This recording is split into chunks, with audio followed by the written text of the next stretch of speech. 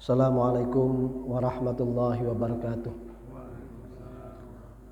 Alhamdulillahirabbil alamin wa bihi nasta'in ala umuri dunya waddin wassalatu wassalamu ala asyrofil mursalin sayyidina Muhammadin wa ala alihi washabihi ajmain, amma ba'du. Yang saya hormati para alim ulama dan juga seluruh jamaah Masjid Al-Kautsar. Alhamdulillah pada malam hari yang ke-6 dari bulan Ramadan ini kita masih bisa melaksanakan sholat tarawih, sholat secara berjamaah di Masjid Al-Kautsar ini.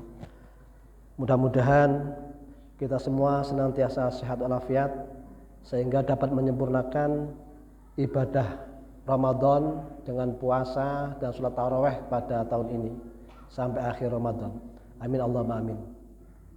Hadirin hadirat yang saya hormati, sesuai dengan tema yang diberikan kepada kami bahwa temanya adalah tentang fadilah Qiyamul Lail. Kalau kita membahas tentang Qiyamul Lail dari beberapa kitab yang saya baca, bahwa Qiyamul Lail itu dibagi menjadi dua. Ada Qiyamul Lail ma yata'allaqu bi syahri Ramadan dan juga Qiyamul Lail la yata'allaqu bi syahri Ramadan.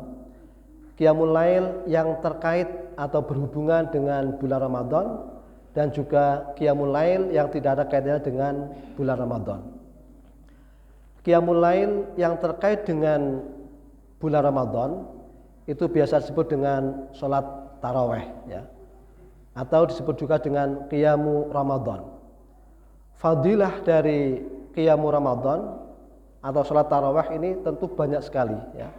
Salah satunya adalah hadis Rasulullah, man qama ramadhana imanan wa ihtisaban ghufira lahu ma taqaddama min dzambihi. Man qama, barang siapa yang melaksanakan qiyamu Ramadan imanan, dengan iman, wa ihtisaban, dan mengharap pahala dari Allah Subhanahu wa taala, ghufira, maka akan diampuni lahu baginya ma taqaddama, dosa yang telah lampau, min dzambi, dari dosa-dosanya. Jadi fadilah Qiyamul Lail, yakni Qiyamul Lail Ramadan, salat tarawih, itu sangat besar sekali. Dosa-dosa yang kita lakukan, yang telah kita lakukan, itu akan diampuni oleh Allah, ya. Dan kita yakin bahwa semua yang hadir di sini ada yang bebas dari dosa. Tidak ada, yakin tidak ada, gitu ya.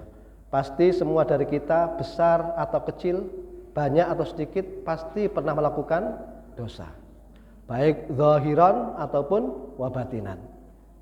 Oleh karena itu, mari kita laksanakan sholat tarawih ini dengan sungguh-sungguh, dengan penuh kekhusyuan. Mudah-mudahan dengan berakhirnya Ramadan, dosa yang kita lakukan itu diampuni oleh Allah. Kemudian terkait dengan berapa jumlah rakaat dalam sholat tarawih, ini tentu tidak perlu lagi kita perdebatkan, karena masing-masing tentu punya dasar, ya, punya dasar. Apakah yang 8 rakaat ataukah yang 20 rakaat, itu semuanya punya dasar, ya. Sehingga seandainya disuruh berdebat antara kelompok yang memilih 8 atau yang 20, semuanya membawa kitabnya masing-masing, semuanya berhujjah, beradu argumen, maka tidak akan pernah ketemu. Oleh karena itu tidak perlu lagi diperdebatkan, ya. Yang penting adalah bagaimana kita melaksanakan sholat tarawih dengan penuh kekhusyuan. Ini ada satu risalah yang ditulis oleh Al-Maghfurlah Yai Basori Alwi tentang tuntunan sholat tarawih 20 rakaat. Beliau sudah menukil dari beberapa kitab besar, ya. Ini nukilan beliau, ini ada dari kitab Syarah Muhadzab, Tuhfatul Muhtaj, kemudian Al-Fiqhu ala Mazhabil Arba'ah, kemudian Nailul Autor, dan juga Zatul Ma'ad, ya. Yang di sana beliau sudah menjelaskan secara detail hujjah tentang sholat tarawih 20 rakaat itu, ya. Dan ini perlu kita yakini betul bahwa kita yang melaksanakan 20 rakaat itu sudah benar, gitu ya. Sehingga seandainya ada yang datang menyalah-nyalahkan kita tidak perlu ragu, gitu ya, tidak perlu ragu. Berikutnya yang kedua, qiyamul lail yang terkait dengan ma la yata'allaqu bi syahri Ramadan ya. Qiyamul lail yang tidak ada kaitannya dengan bulan Ramadan. Yang itu bisa kita laksanakan kapanpun, apakah di bulan Ramadan atau di luar bulan Ramadan. Itu biasa disebut dengan sholat tahajud ya. Sholat tahajud. Dan ketika bicara tentang sholat tahajud, tentu banyak sekali dalil-dalilnya, baik dalil Al-Quran maupun dalil hadis. Salah satu dalil Al-Quran adalah wa qaulu ta'ala wa minal laili fatahajjat bihi nafilatan laka asa ayab asa rabbuka maqama mahmuda ya. Wa minal laili, dan dari malam ya, sebagian malam, fatahajjat maka tahajudlah ya. Nafilatan menjadi ibadah tambahan laka bagimu. Kanya di sini adalah pada Rasulullah Nabi Muhammad ya. Asa ayab asaka, mudah-mudahan Tuhanmu memberimu maqam mahmudah, tempat kedudukan yang terpuji.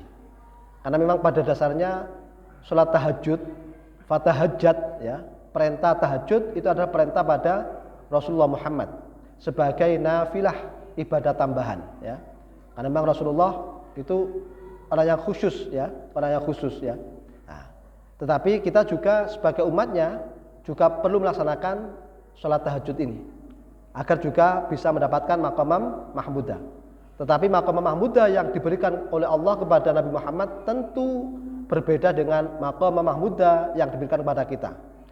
Kalau yang diberikan kepada Rasulullah Muhammad dalam beberapa kitab tafsir disebutkan adalah besok pada hari kiamat, ketika semua umat manusia dari zaman Nabi Adam sampai umat terakhir dikumpulkan di padang mahsyar, maka semua umat itu sama-sama mencari syafaat, mencari pertolongan, datang satu persatu kepada para nabi ya. Kemudian dari semua nabi yang didatangi, semuanya tidak bisa memberi syafaat, hanya Rasulullah. Itu adalah maqamam mahmudah, kedudukan yang terpuji yang hanya dimiliki oleh Rasulullah Muhammad. Kemudian dari ayat yang lain, ada beberapa ayat yang lain, wa qalu ta'ala tadajafa junubuhum anil madaji ya. Orang-orang mukmin itu di malam hari senantiasa benggang ya. Apa yang benggang? Junubuhum, lempeng. Lempeng itu apa ya? Ya, sisi tubuhnya kanan maupun kiri gitu ya. Anil madaji, dari tempat tidur. Artinya apa? Bahwa orang-orang mukmin sebaiknya di malam hari tidak banyak tidur, tidak terlalu banyak tidur gitu ya. Dimanfaatkan untuk qiyamul lail ya, untuk qiyamul lail ya. Di ayat yang lain sebutkan wa qala ta'ala kanu qalilan minal laili ma yahja'un. Mereka orang-orang yang beriman, orang-orang muttaqin itu sedikit sekali minal laili ya, qalilan sedikit minal laili dari malam hari ma yahja'un, untuk tidur ya. Sehingga idealnya memang di malam hari itu kita bagi ya. Jadi tidak full semalaman untuk tidur total gitu ya. Nah, jadi kalau kita ingin mendapatkan kedudukan yang mulia di sisi Allah dan juga di sisi manusia, itu sebaiknya meluangkan waktu untuk qiyamul lail ya. Dan masih ada beberapa hadis yang lain, salah satunya adalah, ini banyak sekali gitu ya, tidak perlu saya baca satu persatu gitu ya. Salah satunya afdhalus sholati ba'da sholatil fardhi sholatul lail ya. Sholat yang paling utama setelah sholat fardu adalah sholat malam hari, yakni sholat tahajud itu. Dan sholat tahajud yang baik adalah dilaksanakan setelah tidur ya. Walau lahdzatan, meskipun tidurnya sebentar, ataupun tidurnya ba'dal maghrib ya. Seandainya setelah maghrib tidur, kemudian terbangun ya, nanti bisa boleh sholat tahajud ya, gitu ya. Jadi sekali lagi untuk qiyamul lail itu dibagi menjadi dua.